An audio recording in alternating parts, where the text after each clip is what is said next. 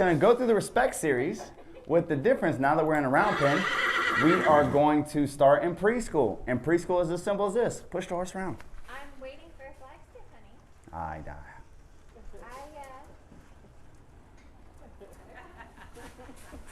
Y'all are so cute together. That horse doesn't even need a flag stick. You just point and yell at it. It'll be scared of you enough to run.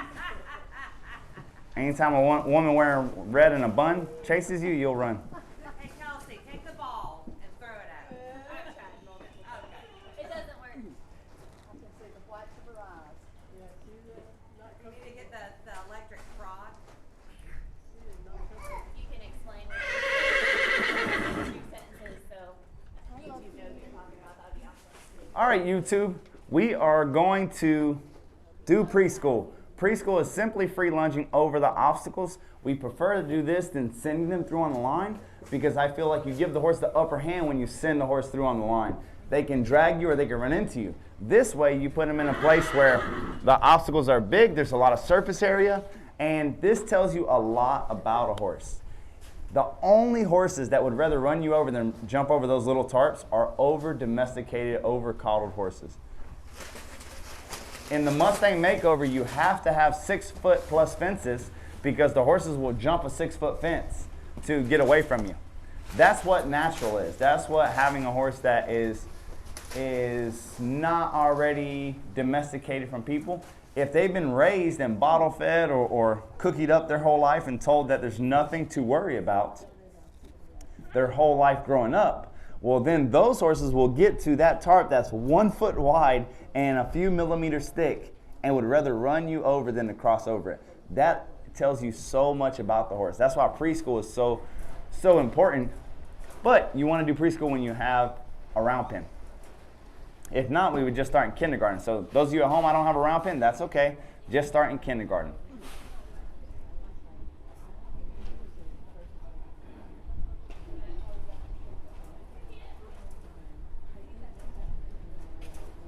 So from here, you're going to see a little bit of a pattern. You're going to see we're going to go back and do the exact same things. And we should just be able to breeze through it because the horse already had an idea from yesterday. So if the horse already knows how to do the respect series, already knows how to back up, turn left, turn right, we just want to make sure that they can do it under distress. Because again, everybody falls off of horses that are trained. If you're falling off a horse that's trained, they're either not paying attention to you or they're not respecting you. And what we want to make sure is that they will listen to us under distress. So this is where the magic happens. The word we use a lot is forgiving. We make very forgiving horses here. Horses that can listen under any circumstance. Horses that can listen if you're a little bit inebriated. Horses that will listen if you get off balance or you grab up with your legs or you move your hands a little too fast. The way that we're able to make those changes in them is one of the worst things that great horsemen do. Great horsemen and women, they ride perfect all the time. The problem with this is when then you don't ride perfect, the horse falls apart. So we want to be able to have things going on, things blowing above their head, sounds being made, people up above them, horses yelling for them outside the fence, and still see that they can do simple tasks. This is very simple. Go forward, go left. Whenever she switches directions, it'll be go forward, go right.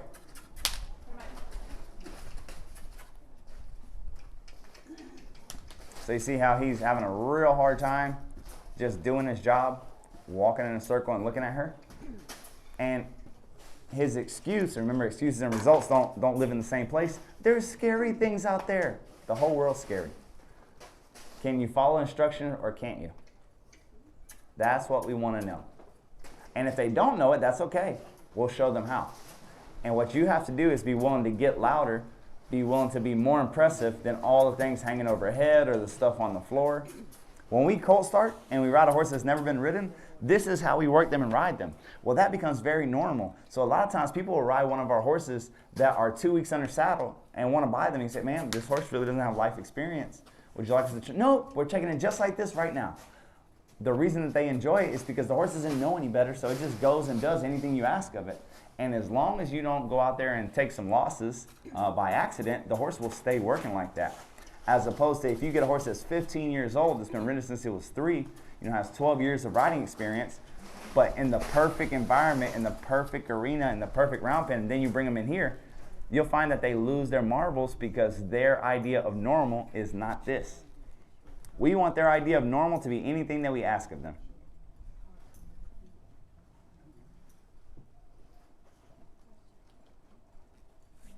So she's making an adjustment. She feels like she doesn't have enough attention from the horse, so she is putting the reins above the nose, and that's going to give her a little bit more leverage. It's going to give a little bit more friction whenever she grabs. Now she's doing the whirly bird, where she puts the rope around the horse's butt.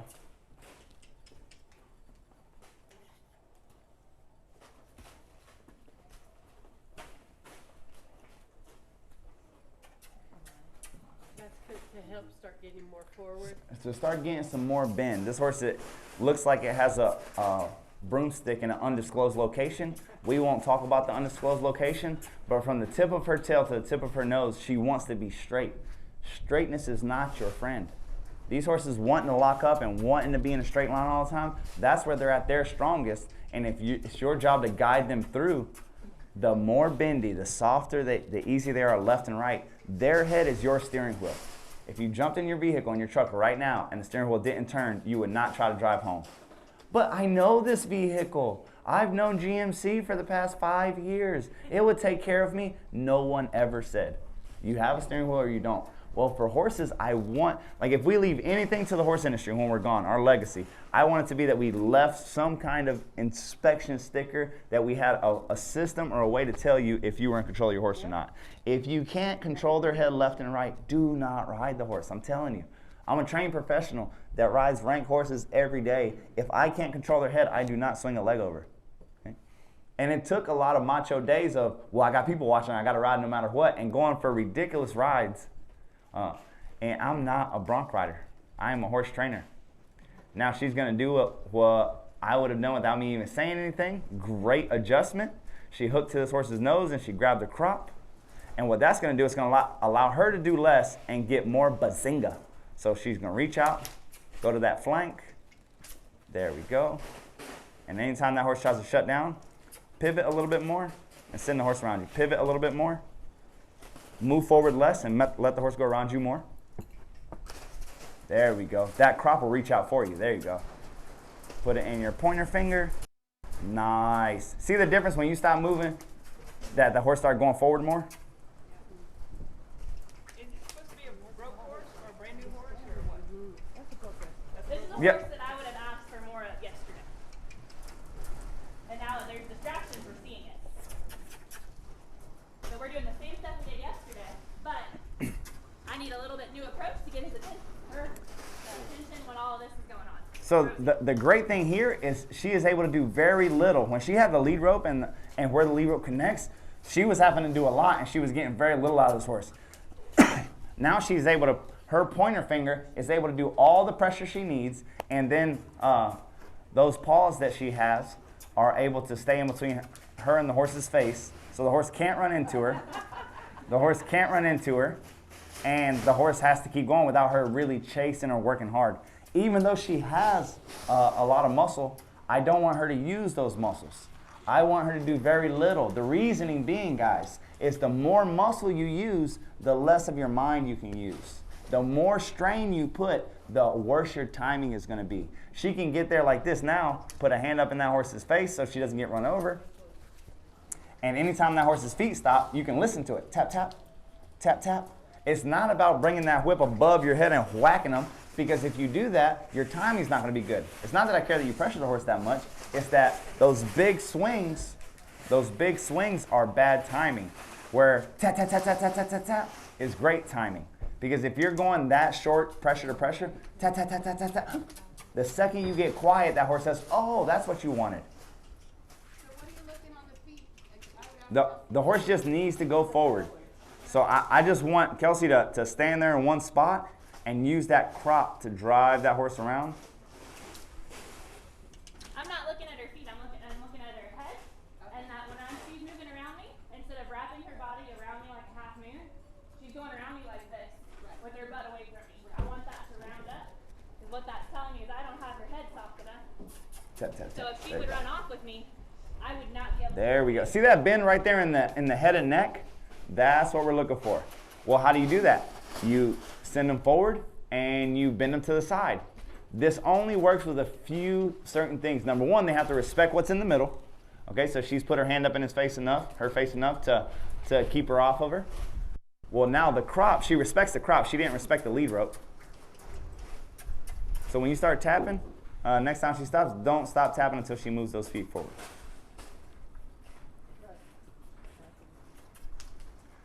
Try whenever you're pressuring something, guys, that get the exact thing that you want before you release. Okay? And bad timing can be both sides. Either you release too early or you release too late. Good timing is that it releases when they're doing the exact thing that you want. So they say, oh, that's what you want? That's how this communication works. The reason I'm keeping my hand up in her eye is when I change direction, she wants to just come through me with her shoulder. Look how she's starting to melt. Look how she's really, that just goes to show you the crop is not the issue, the spur is not the issue, the bridle is not the issue. It's their understanding on how to get away from the pressure, to relieve the pressure from themselves. So it's your job to be abundantly clear. This is how you release yourself. Oh no, crops are horrible because the horse will lose his mind. No, the person with the crop in their hand is making the horse lose his mind by a lack of clarity. We have cropped this horse all over, and that horse has gotten quieter and easier. That doesn't make sense if you use human logic and instinct, but in horse sense, pressure and release is their language. That's why we can crop on a horse or spur on a horse or put a bridle on a horse and calm them down, because we're being very clear. The aid or the tool, in this case, she hooked to the horse's nose, which pulls the knot in the directions that she wants. Do me a favor, babe. Grab that lead rope and pull it to the left. Watch the knots, guys. Nope, right under the halter. So when she pulls to the right or the left, Horse is left or my left. pull whichever direction. See the knots go in the wrong direction? All right, slow it down where everybody can see. So when she pulls it one way, the knots actually go in the wrong direction. So if you are on the left side of the horse and you pull the lead rope to you, the knots actually go right. And this is my problem with the Western Basel. I tried to make it work for me, but it just wasn't clear enough for my liking. Now, granted, usually most horses we lunge them by holding onto the lead rope. But that's because the horse is trying to figure it out. For horses that are having an issue, you switching from the bottom of the halter, which is the least amount of pressure and the least amount of clarity, to the top of the halter, where is the most amount of pressure and the most clarity, pointing their nose in the direction you want, you're a lot more likely for that horse that's having a hard time connecting the dots.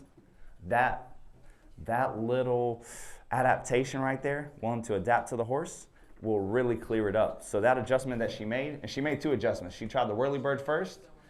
She was getting a little bit better results, but then when she switched to the crop in the nose, I mean, just night and day difference. And she just took the pressure to a level that the horse would pay attention to her over everything that's going on in the round pen. So the respect level went up, and then the clarity level went up. I want you to move your feet. That's what the push hand says. I want you to look here. That's what the lead hand says. Lead hand is the direction you're leading them. Okay, the push hand is the one that has the crop. Yes, ma'am. So when she went to more pressure, Yes. down, and then she got what she wanted, do you ever go back to less pressure? So tomorrow, you got the answer you want. So tomorrow you come back to the lead rope and try it again. Okay, so tomorrow, not the same. Yep. Everything we do with the horse, we try the softest and easiest we can. I will get a horse and pick up the lead rope and look at their shoulder every day and see if that works. Now, if that doesn't work, immediately I'm going to start increasing. If it took you pushing the gas pedal to the floor to get 55 miles per hour to your car, tomorrow, you start pushing it and you ease into the gas pedal. If not, you're going to have a herky-jerky ride. I just didn't know if you the same stuff and you backed off and tried it again. Right? It doesn't have to be today. She got the answer. So we don't have to do more today. Miss Betsy, will you grab my little Chinese umbrella?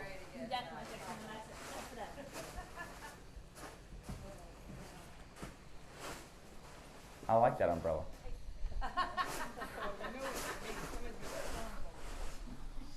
I think somebody put it in here as a joke, but it actually works pretty good. You go by here cantering and grab it off the wall and then go, oh, yeah, buddy. Well, thank you, mother. There you go, Michael. Keeps the sun off my neck. Hey, if that's better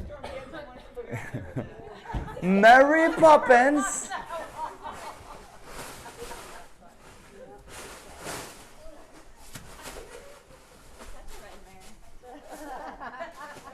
That's okay, she got one on her back too. You can outdo her, Kelsey.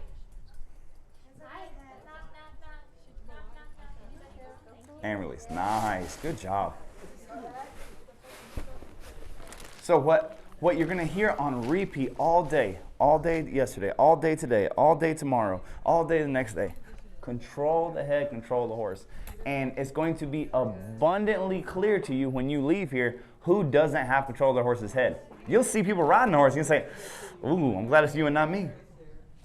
And then just like everybody who has good information, you'll try to give this information to your friends and they'll be like, yeah.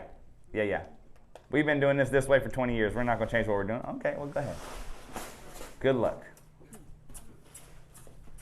It's this simple. That horse, the day that horse gives its face unapologetically, no matter what's going on, and when I say give its face, I mean under the middle of the sky falling, that your hand slides down the rein and all that attention goes to that hand. When that happens, you are no longer in threat.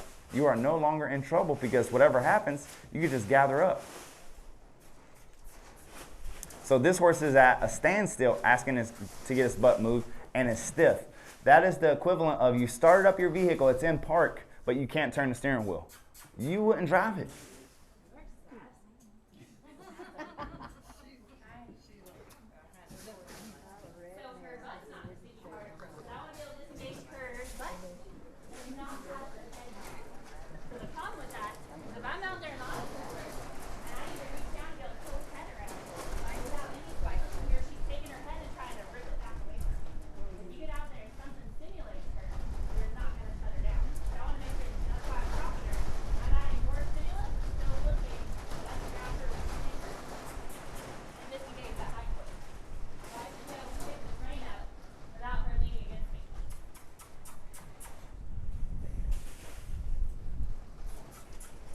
And notice how every time she's done, she completely lets go of the reins.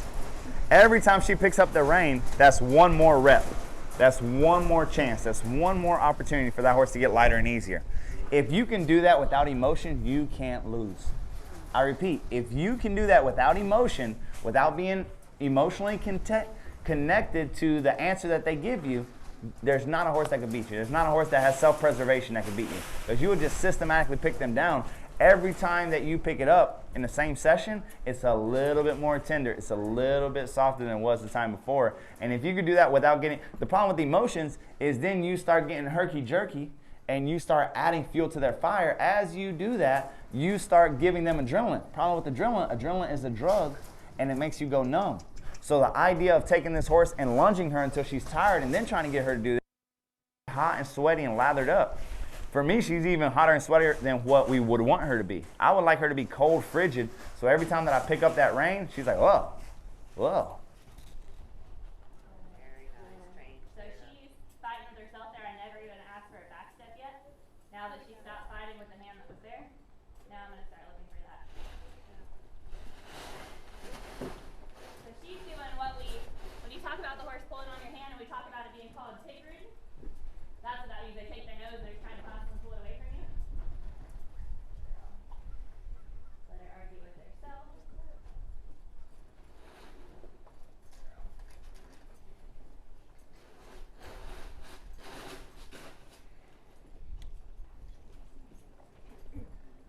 Look how she's just systematically picking the horse apart, not really caring what the horse does. Oh. The tarp's wrapping around her leg. You should make sure you have enough respect from her in first grade on the ground that should not concern you. You need to be going around this ground pen thinking about your horse and not about all the things that are in here. Slide the hand down. There you go. Nice. Yes. Even Michael Jordan had a coach. Right? I imagine this coach wasn't his wife. Maybe you're wrong. Maybe she was the mastermind. There, so she's gonna argue with herself for a second. I'm just gonna keep that hand. There's no pressure on the outside ring, but I want her to figure out. There we go. She stops arguing with yourself.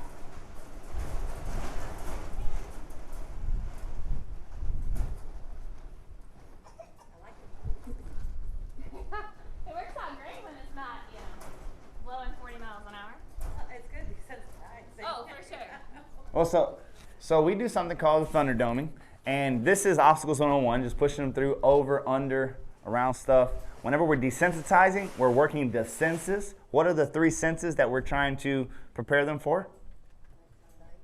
Sight, sound, and touch. Absolutely. Things that look scary, sound scary, and we can touch them with. Whenever you're talking about the way that they perceive it, we want it to be over them, under them, both sides of them.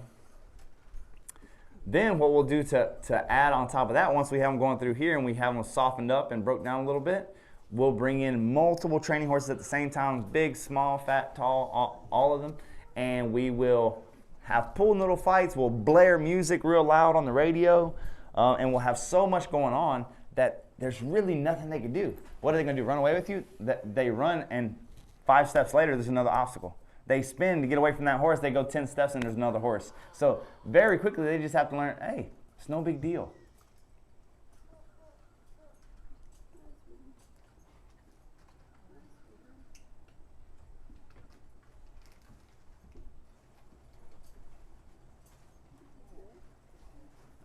Nice. Notice how she's doing all this before she ever tries to focus on the obstacles. You going out to do obstacles or do anything the horse doesn't want to do without a steering wheel is a recipe for a disaster. More importantly than a disaster is a recipe for failure. And once they learn that they can have their way with you, that they can start refusing whatever they want to, well, then they'll start making a habit of it, and they will paint you into a corner. Today it'll be, oh, I don't want to go through water. Tomorrow it'll be, oh, I don't want to go through sand that's a different color. The next day, I don't want to go by the bushes. Oh, I don't want to ride in the arena. I've had people tell me that their horse is allergic to fields. I'm sorry, man, what'd you say? I said, yeah, my horse is allergic to fields. How do you mean? She said, well, I can ride it on the trail, it's fine. But whenever we go from the trail into a big field, she loses her mind. I would say that you're riding around on borrowed time whenever you are on the trail. You're riding on that trail head to tail with your other friends' horses because the horse wants to. And you wouldn't believe how many people are riding around on borrowed time. So this horse, and then yesterday with the Rocky mare, if you see me spending more time on a drill, it's from experience. If you see me not working as hard on your horse on a certain drill, they're giving me enough confidence that I would take them anywhere, otherwise I wouldn't move on. So if you see me spending a little bit longer, it's to make sure that you keep yourself safe and know that if anything happens, you have some kind of control. I would much rather see this resistance right here.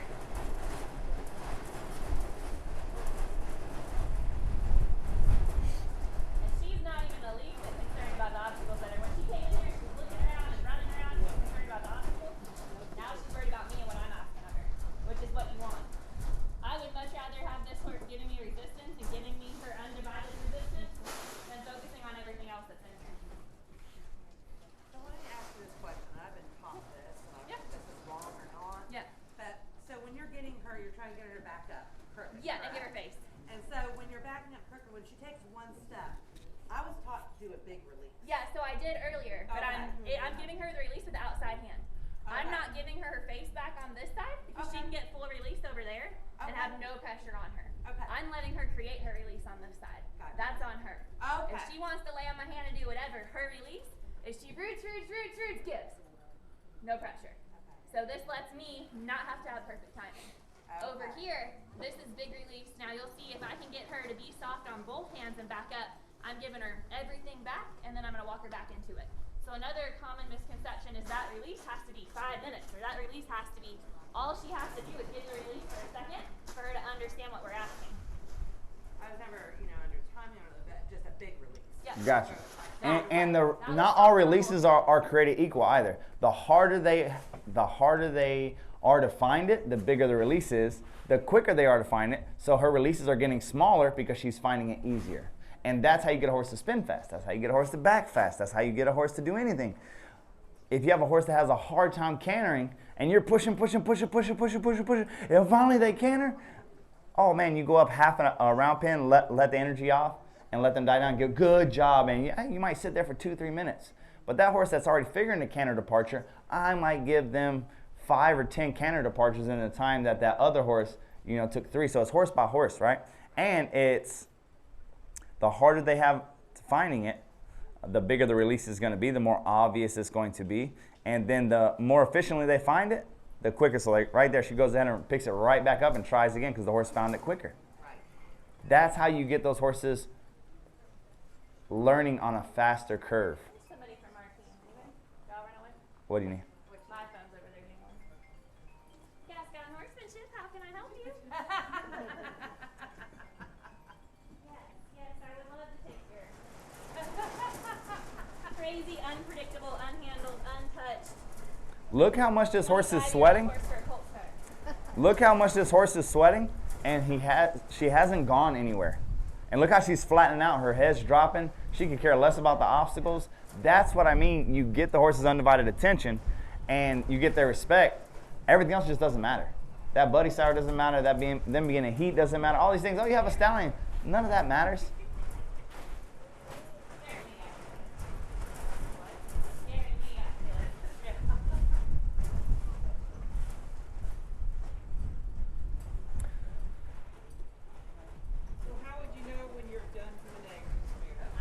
I don't want to have that correction. Right. So I'm going to try to get a couple wins in of her not taking her head back and thrashing away from it. Because that same resistance is the same resistance that's going to take her head and say, I don't want to go across the teeter-totter. I don't want to go near the scary pool noodles. I'm out. And if you don't have that softness, your ability to control I'm out is not very likely. From experience. And what you're going to find is she spent all of the session here working on softness. She's going to do all these obstacles, in a fraction of a minute. Anything she points the horse to, the first time that she finds out that she's going to get grabbed in the face, that she doesn't want to get grabbed in, very quickly she's going to want to go wherever we ask her to go. So early on in my clinician program, I spent all my time trying to desensitize a horse because my thinking was, well, I'll just do more. So if I can't recreate the person's fear or lack of balance or not knowing. So if I just do ridiculousness on a horse, then they'll be better suited. And it wasn't wrong thinking. But now as I've evolved, I realized, wait a second, let me just look for resistance in any way that it shows itself. If I tell them to put their head down, and they pick their head up, if I say go left and they go right, if I say to give and they don't, all that's just resistance. If I spend the majority of my time doing that, that's the best bang for my buck. That's the most I can give in my time because you can tarp any horse. You can desensitize any horse if you can control their head. Her eyes are like this. Yeah. Look here. If looks can kill, my wife would have killed me a long time ago. But looks can't kill, okay? Snorting never hurt anybody. A horse shaking or shivering, petrified, never hurt anybody. It's not a horse's fear that hurts you. It's their reaction to that fear that hurts you. So what we're trying to change is their reaction. And the way that we change that is we gain more respect out of that halter, out of that bridle, out of that snaffle with shanks, than anything they see. And you see on this horse right here, the moment that they respect that halter more than their fear, they stop. They stop trying to run away. They stop trying to buck you off. Yeah, I got the flag. Look how it's a different horse. That horse couldn't even stand still whenever it came in. And the sweat that it has on, it hasn't gone anywhere. All that's just mental energy of trying to resist. Tomorrow, that same horse will come out and do the same exercise in a quarter of the time and not sweat at all because she knows the answer. All that is mental distress, and not mental distress of she's so terrified, mental distress of a chestnut mare not used to giving, right? Just used to kind of doing her own thing, doing what's normal. I put that in air quotation, normal to her. Now that she's out of her normal, she's a lot more likely to allow you to lead her. Look how easy it is to lead her now. Because at the end of the day, what are we asking her to do? Just walk and be easy. Don't react. That's an easy job once they figure out that that's the job that we're asking of them.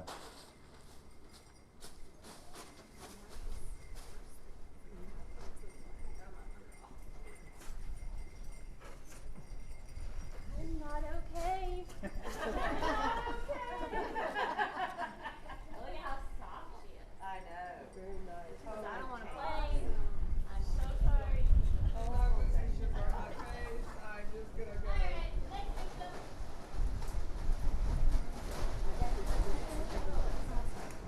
You want her mom on a rider? You want her mom on a rider? Oh yeah, sorry. Yeah, it's okay.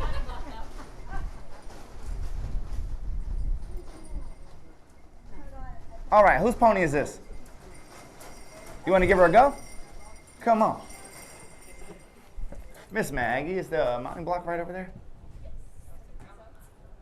Oh, you're so considerate. That was like, here's the mountain.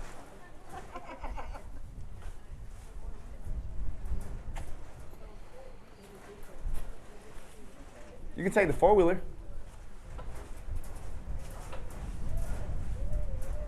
Oh, gotcha.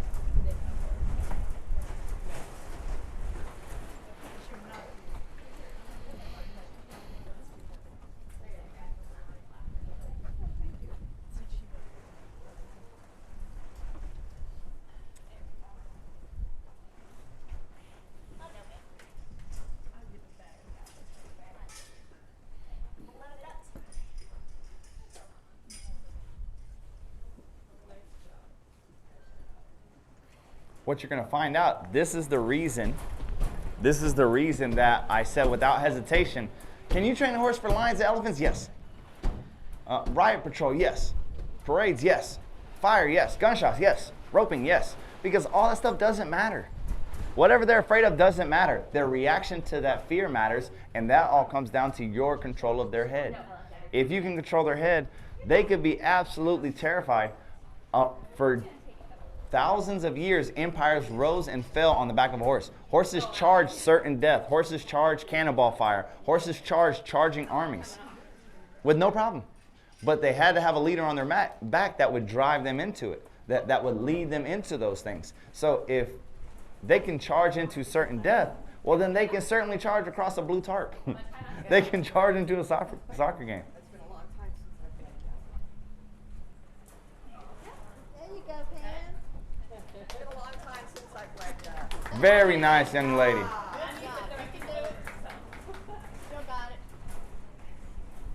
All right, so you just flex one time to each side, disengage one time to each side, and let's go.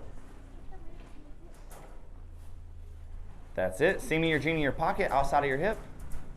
There we go. Nice. Now gather up more rein and look at her butt and pull her around to her butt. Pull that hand. Oh. Forward motion. Nope. I want there to be no motion because I want her pivoting on her forehand and her butt moving. So take it all the way. Let go of that right rein. Let go of that right rein. Look at her butt. Pull her face to her butt. Pull her face more. Ding, ding, ding on that face. There you go. Nice. Other side. That's what you need to know how to do, because the crossing up of the back feet, the crossing up of the back feet is the taking away their power. It's taking away their motor. Want to look at the hip. Yep. Twist your eyes around. Twist your body as much as you can. Yep. And how far do you pull? As far as it takes. If you come over the hill, and when you get on the other side of the hill, there's a bunch of red lights from the tail lights that everybody's at a dead standstill, how hard do you push on the brakes? You don't. That's not even a question. As hard as it takes not to crash. You mash on the brakes. Well, in this scenario, how hard do you pull on their face? As hard as it takes. So if they give easy, well, great. You don't have to pull too hard. But if they don't give easy, grab them as hard as you need to grab them to take their motor away from them. Sit back on your pockets. Kiss, kiss, kiss, kiss. There you go. You're going to pull one rein or the other. In the meantime, bring your hands towards their face. There we go. That's it. Just like that. Now pull right. And when I say pull right, that's it. You pull right until the butt is the opposite direction of the ball. It's not enough just to flex them. You want to keep pulling until their butt is the opposite of the ball. Sometimes you'll see folks circling a puddle, circling an obstacle, and they think that they're pulling, which they are, but the horse is just giving its head and going around in a circle. That's not enough. Pull until those back feet cross up, and now you're facing.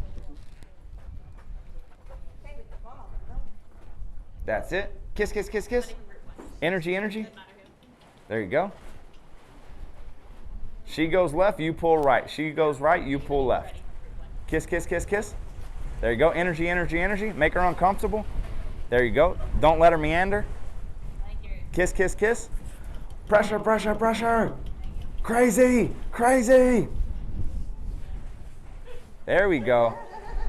If we don't practice the ability to draw the attention back to us, you won't